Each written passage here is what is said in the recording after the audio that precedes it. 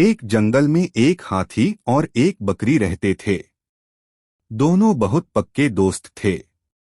दोनों साथ में मिलकर हर दिन खाने की तलाश करते और साथ में ही खाते थे। एक दिन दोनों खाने की तलाश में अपने जंगल से बहुत दूर निकल गए। वहां उन्हें एक तालाब दिखाई दिया।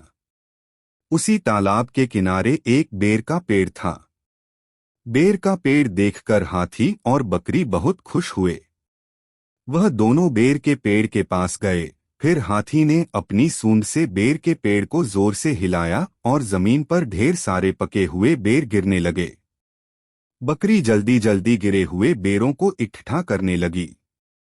संयोगवश उसी बेर के पेड़ पर एक चिड़िया का घोंसला भी था, जिसमें चिड़िया का एक बच्चा सो रहा था और चिड़िया दाने की खोज में कहीं गई हुई थी। बेर का पेड़ जोर से हिलाने के कारण चिड़िया का बच्चा घोंसले से बाहर तालाब में गिर पड़ा और डूबने लगा। चिड़िया के बच्चे को डूबता हुआ देखकर उसे बचाने के लिए बकरी तालाब में कूद गई, लेकिन बकरी को तैरना नहीं आता था। इस वजह से वह भी तालाब में डूबने लगी।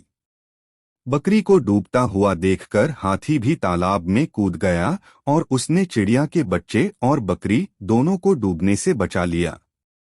इतने में चिड़िया भी वहां पर आ गई थी और वह अपने बच्चे को सही सलामत देखकर बहुत खुश हुई। उसने हाथी और बकरी को इसी तालाब और बेर के पेड़ के पास रहने के लिए कहा।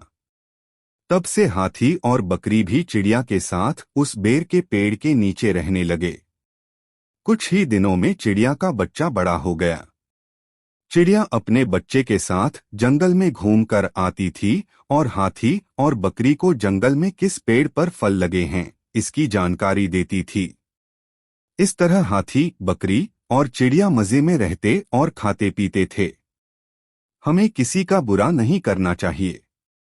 अगर हमारी गलती से किसी को परेशानी होती है तो उस गलती को सुधारना चाहिए और मनमुटाव दूर करते हुए एक दूसरे की मदद करनी चाहिए।